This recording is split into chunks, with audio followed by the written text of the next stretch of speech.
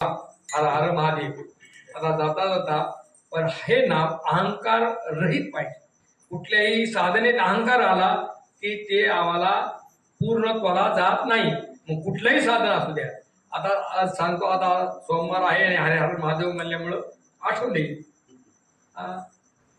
दक्ष प्रजापतीने यज्ञ केला. दक्ष प्रजापती. दक्ष कोण माहिती का? सासरे कुणाचे? महादेवाचे सासरे. मग त्यांनी यज्ञ केला, मोठा यज्ञ. सगळे देव बोलवले. ही पण काय केलं? महादेवाला आमंत्रण नाही, पार्वतीला मुलगी पार्वती तिला आमंत्रण नाही. आणि मग आता पार्वती आपली काय नसत, सगळे देव चाललेत, ही चाललेत. म्हणजे कुठे चालले? म्हणले आज म्हणले तुम्हाला नाही का मला बोलवलं, आमंत्रण नाही का दिलं? म्हणले तुमच्या वडिलाकडे यज्ञ चाललाय एवढा मोठा, आणि यज्ञाला तुम्हाला नाही बोलवलं. आता मग म्हणजे मला विसरले असेल म्हणून आले महादेवाकडं. म्हणले तेव्हा म्हणले सगळे चाललेत, मी जाऊ का वडिलाच्या यज्ञात? अगं आपल्याला आमंत्रण नाही, आमंत्रण अतिशय जाऊ नये. आपण गेलेलो त्याला आवडणार नाही, तुझा अपमान होईल. अहो मला विसरले असेल, वडील आहेत ते, मी मुलगी आहे त्यांची, मला जाऊ द्या. बरं म्हणले आता तुझी इच्छा आहे, आता जाऊ दे. आता बघू म्हणले तुला काय करायचं ते. आता परवानगी मिळल्यावर काय थांबणार आहे का? बाया काय थांबतात का? माहेरी जा म्हणल्यावर मग लगेच गेले की मग आता मग म्हणले जा गण घेऊन जा, नंदी घेऊन जा. गेले तिथं जाते, त्या बहिणीने आईने जरा विचारपूस केली, पण वडील आणि अजिबात विचारपूस केली नाही. आणि इथं यज्ञाच्या हेगात तिथं यज्ञ नाही, आसन नाही, कुंड नाही, हवन नाही महादेवाच्या आहे नावाने. मग अपमान वाटला माझ्या पतीचा, अपमान. पतिव्रत आहे पार्वती. मग म्हणली माझ्या पतीचा एवढा अपमान केला, तुम्ही काहीच नाही केलं. म्हणजे ही देह गुणामुळे या देहाचे पती आहेत, या देहालाच मला नको ना. ही देहच मला मी ही करते. आणि अग्निकुंडात झालो, हवन झालं, गेले. मग आता हे रडत चालले गण सांगायला नंदी, ते तर काय लसत की देवाला असं असं झालंय म्हणून. आता मग राग आला, पत्नीला एवढे झालं म्हणल्यावर राग आला की मग आता जटातले एक केस उपटला, आपटला की त्यातनं वीरभद्र गण तयार झाला. मग वीरभद्राला सांगितलं जा म्हणले, तुम्ही पहिलं जावं म्हणले, त्या यज्ञाचा विरोध करून या, निमोड करून टाका म्हणले, नको म्हणले यज्ञ नेईन. ते हे झाले म्हणले. एवढं आले गण की मग काय ते चांगलं युद्ध झालं. आणि मग युद्धात काय त्या दक्षाचं मुंडकच छाटलं ना. मुंडकं छाटले की ती गेलं कुंडात, जळून गेलं.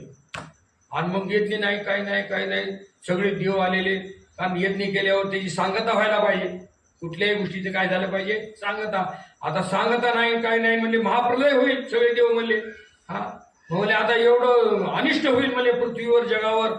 मग म्हणले आता परत आराधना केली शंकराची. आता एक भोळे महादेव लगेच मग झाले प्रसन्न. म्हणजे काय? अहो म्हणले यज्ञ केलाय, म्हणजे यज्ञाची सांगता झाली पाहिजे. मग म्हणजे काय अडचण आहे? अहो म्हणजे यजमानच नाही, यजमानच मारलाय तर सांगता कशी व्हायची? त्याला कोण लागल? ज्यांनी यज्ञ केलाय ते यजमान पाहिजे ना. यजमान नाही, मग आणा मला यजमानाला. मग यजमानाला आणा तर आणलं धड. म्हणजे आणा मुंडकं कुठे? मुंडकं गेलं जळून. मग आता मुंडकं आणा म्हणले कुठनं तरी. मग आता कुठलं तरी काय दुसरं मिळलं नाही, मग कशाचं मिळलं? बोकडाच. म्हणजे ते त्यावेळेस कलम व्हायचं होतं, माणसावर कलम. आता वनस्पतीवर कलम आहे, त्यावेळेस कशावर व्हायचे? माणसावर कलम. मग आता ते मुंडकं आणलं बा आणि ते बसवलं ना. आता त्याला काय संजीवनी मंत्र. कोण आहे? देव आहे, ती जगाचे मालक. मग त्या मालकाने काय केलं? त्याला उठलो बा, मग यज्ञ केला. आता त्या यक्षाला, त्या दक्षाला जरा पश्चाताप झाला ना. म्हणले मी ह्याला एवढा अपमान केला, ही केला, तरी मला जीवदान दिलं, मला ही केलं. मग आता स्तुती करायला लागली, कारण भगवंत कशाचा प्रिय आहे? स्तुतीचा प्रिय आहे. मग स्तुती करायला. मग स्तुती ज्यावेळेस देह चालला होता त्यावेळेस अभिमानामुळं नाव घेतलं नाही शंकराचं, शिवशिव म्हणला नाही. आता मुंडकं कशाचं आहे? बोकडाचं. कुठं येते शिवशिव यायला? बोकड कसं करतं? बोकडासारखं करायला लागला. मग अजून सुद्धा महादेवाच्या मंदिरात चांगलं बोलता येत असलं तरी बोकडं करू लागतं. म्हणजे हे कशामुळं दक्षाने स्तुती केली. स्तुती केली की स्तुतीला प्रिय होणारे कोण आहेत? महादेव. आज सोमवार आहे, श्रावणातला आहे, म्हणून त्यांचं स्मरण, म्हणून त्यांचं स्मरण. शिवभोळा चक्रवर्ती त्याचे पाय माझी चित्ती, वाचे वदता शिवनाम दयानगादी. मग शिवनाम असू द्या, रामनाम असू द्या, पांडुरंगाचं नाम असू द्या, सगळं स्वरूपाने काय एक आहे. स्वरूपात भेद आहे का? स्वरूपात भेदच ना. स्वरूपाने सगळे एक आहेत. कार्य परते देव वेगळे. कार्य कोणतं? ब्रह्मदेवाचं कार्य काय? उत्पत्ती. विष्णूचं काय कार्य आहे? पालन पोषण. आणि शंकराचं संहार. पण हे कामामुळं नाव आहे. वास्तविक माझं स्वरूप काय? एकच स्वरूप आहे. हरिहरा भेद नाही करा वाद, म्हणजे वार करू नका. एकच आहे. एक एकाचे हृदय. म्हणजे डावन उजव फरक आहे का? अंगच आहे ते. तसं काही नाही. कारण गुढी कशी आणि साखर वेगळी, गुढी वेगळी का? नाही, एकच आहे. गुढी साखरेच्या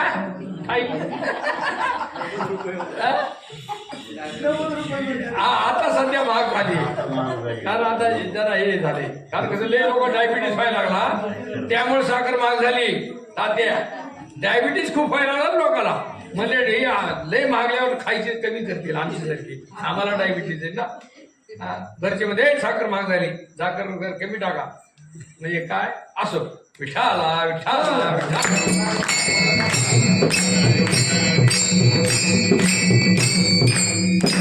नाम घ्या, पण नामात काय पाहिजे?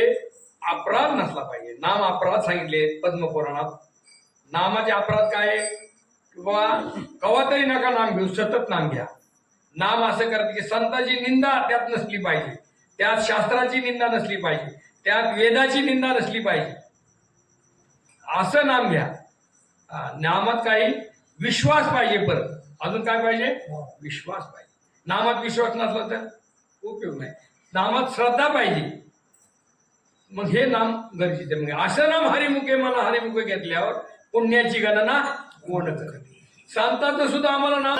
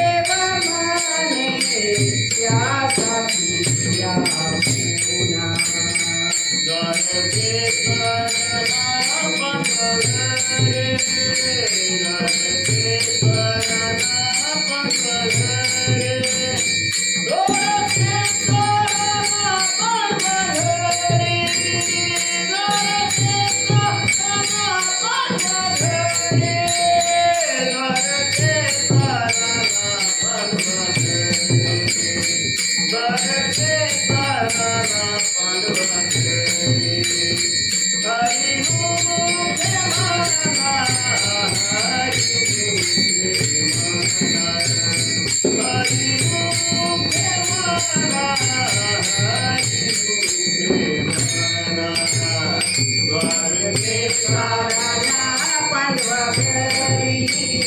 द्वारकेचा राणा पांडवा घरी द्वारकेचा राणा पांडवा घरी द्वारकेचा राणा पांडवा घरी द्वारकेचा राणा पांडवा घरी द्वारकेचा राणा पांडवा घरी हरी मुखे मना हरी मुखे मना हरी मुखे मना हरी मुखे मना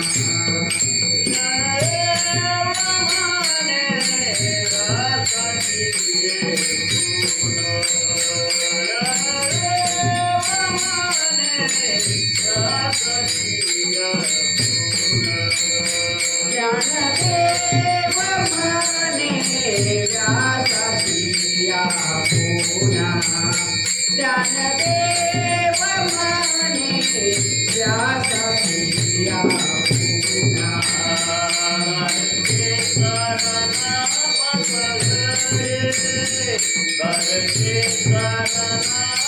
पांडवा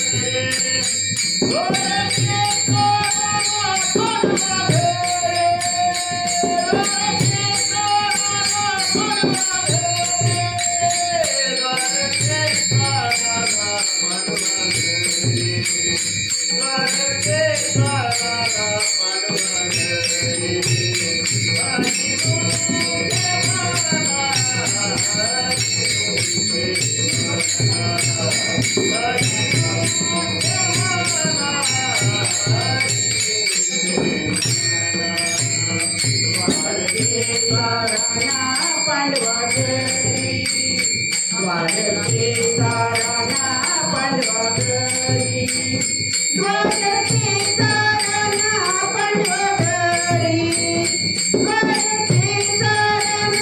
पांडवा घरी द्वारकेचा राणा पांडवा घरी द्वारकेचा राणा पांडवा घरी हरी मुखे मना हरी मुखे मना हरी मुखे मना हरी मुखे मना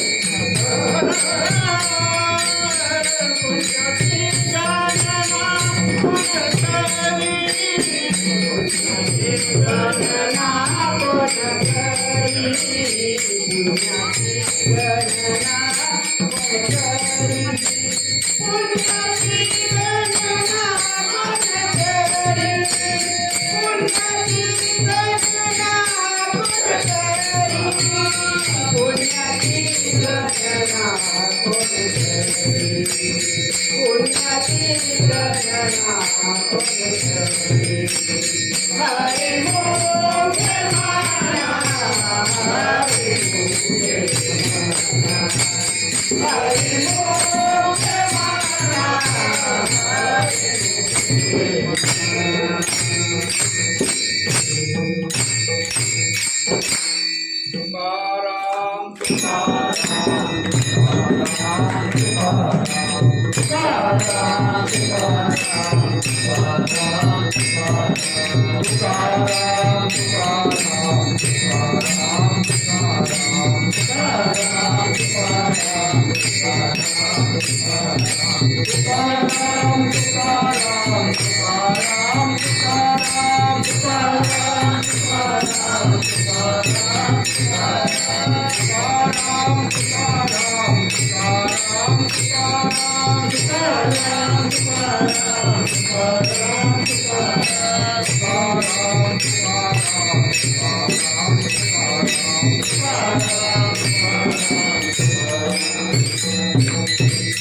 काय म्हणतात माऊली? ज्ञानदेव म्हणे प्रमाण काय गेलं अशात ज्ञानदेव म्हणे व्यासाची अपना व्यासाच्या प्रमाणाने सांगतो द्वारकेचा राणा कुठे पांडव कशामुळे नाम त्याने काय सारखं नाम घेतलं नाम इतकं श्रेष्ठ आहे म्हणून नामाचीच महत्ती नामाने कर्म तयार होतं आमचं पुण्यकर्म होतं आणि पुण्यकर्माने आमचं पाप जगी जात निघून आणि आम्हाला इतका अधिकार होतो की ह्याच नरदेहात आम्हाला अर्धोगती म्हणजे वर जाता येतं आणि खाली जाता येतं कारण ही कोणची आहे कर्मभूमी आहे ही कोणची भूमी आहे भोग नाही भोग स्वर्गात ते लोक भोगायलाय त्रियोगिनी भोगायलाय आणि आम्ही मात्र काय कर्मयोग म्हणजे आम्हाला आम्ही करू शकतो इथं तयार संचित क्रियमान आणि प्रारब्ध तिन्ही आम्हाला हित आम्हाला करता येतं म्हणजे क्रियमान करण्याचा अधिकार कुठे आम्हाला फक्त नरदेहा म्हणून आम्हाला सारखं हरिमुखे म्हणा इतकं हरिमुखेपणा झालं पाहिजे मग द्वारकेचा राणा पांडवा त्याला काय हातच्या काकणाला आरसा नाही तुम्ही प्रत्यक्ष तुम्हाला माहिती आहे किती झटलाय देव अर्जुनाच्या साठी कशाच्या जीवावर अर्जुनाचे रोम रोम कृष्ण कृष्ण म्हणायचे इतका अधिकार कशाने झाला फक्त नामानी देववश होतो नाम इतकं श्रेष्ठ आहे आम्हाला देवाकडे जायची गरज नाही देव आमच्याकडे येतो देव कोणाकडे येतो पण द्वारकेचा राणा पांडवाच्या घरी पांडवाने घरी नाही द्वारकेचा राणा पांडवाच्या घरी तशा आमच्या संताच्या घरी देव आला का संत गेले देवाकडे संताच्याकडे देव आला सगळ्या वैकुंठ सोडून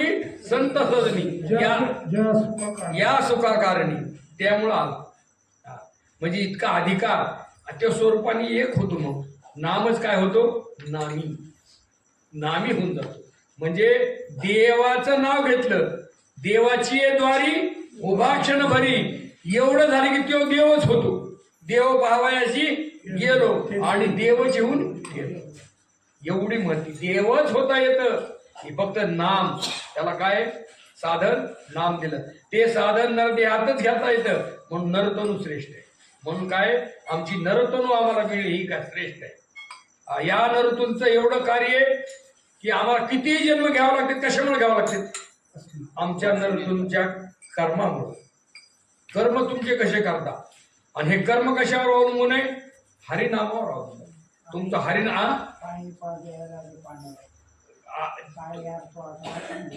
कार्यार्थ आगवा सांडोनी अरे कशासाठी मुक्ती मिळवण्यासाठी आम्हाला देह दिलाय चारही मुक्ती आम्हाला मिळतात चारही मुक्ती आम्हाला मिळण्यासाठी हा देह आहे पण तुम्हाला हरिनाम बंधनकारक आहे हरिनाम नसेल तर आळस करून व्यर्थ दवडाल फळ ते पावाल दुःख करू आणि आम्हाला आळसच आहे आणि आळसच आम्हाला नकोय आळस घालवायसाठी नामच आणि सगळ्याला काय काटेनी काटा काढायचा आहे कशाने काढायचं नामानेच आमचं पाप घालवायचं आणि आम्हाला ते नाम सुद्धा परत नामी झालं पाहिजे त्या स्वरूपाने एक झालं पाहिजे ते ज्ञान सुद्धा आम्हाला ठेवायचं नाही ते ज्ञान सुद्धा स्वरूपात विरून गेलं पाहिजे अशी अवस्था आम्हाला कधी होईल आम्ही सायुज्य मुक्ती प्राप्त केल्या ही चौथी जी मुक्ती सांगितली सायुज्य म्हणजे कोणची सांगितली आधी सच्चित आनंद ते आपलं स्वरूप आहे आणि आपल्या स्वरूपापर्यंत आम्हाला जायचं स्वरूपाची वाटचाल आम्हाला नामातनच होत असती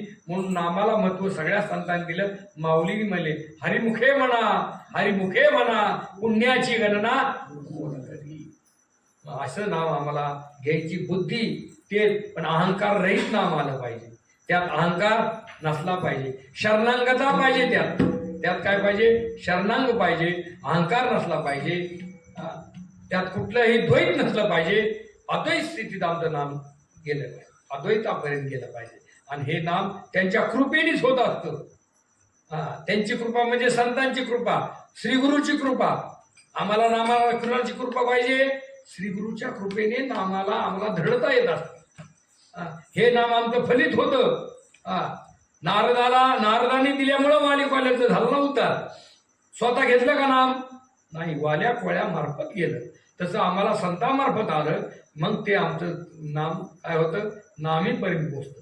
मग नाम नामीत भेद नाही, त्या नामीला कळत नाही, नामीच होऊन जातो हे नंतर कळतं. रामाला कळत होतं काय, आपल्या नावाने दगड तरतेत म्हणून.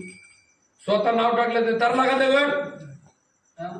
दगड चॉक लागला, पण तरला का नाही, कारण त्याचा महिमा त्याला कळत नाही. त्याला महिमा कळतो का त्याच्या नामाचा, कळत नाही. हे तर वैशिष्ट्य आहे नामाचं. म्हणून नाम नामीपर्यंत पोहोचवणार आहे. म्हणून नाम श्रेष्ठ कलियुगात, आणि तेच वारंवार घ्यावं, हाच हरिपाठाचा संदेश. सगळ्या संदेश कुणाला आहे, सगळ्या जनाला आहे. काय, हरिनाम घ्या. कारण मुखी नाम हाती मोक्ष, ऐशी साक्ष बहुतांची. नाम घेतला आणि वाया गेलाय असं दाखवा मला निवडून. नाम घेतला आणि गेला वाया. कोण तरला नाही म्हणले नामाने, सांगा मला. सगळे तरले. कपी कुळ उद्धरले. वानराचा कुळ सुद्धा हरिनामाने रामनामाने तरलं. मग आम्ही का नाही करणार. पण आमची त्याच्यावर काय पाहिजे, श्रद्धा पाहिजे. आणि ती श्रद्धा कधी होती, भगवंताचं नाम घेतल्यावर. कसं घ्यायचं, जय विठ्ठल जय हरी विठ्ठल, जय विठ्ठल जय हरी विठ्ठल.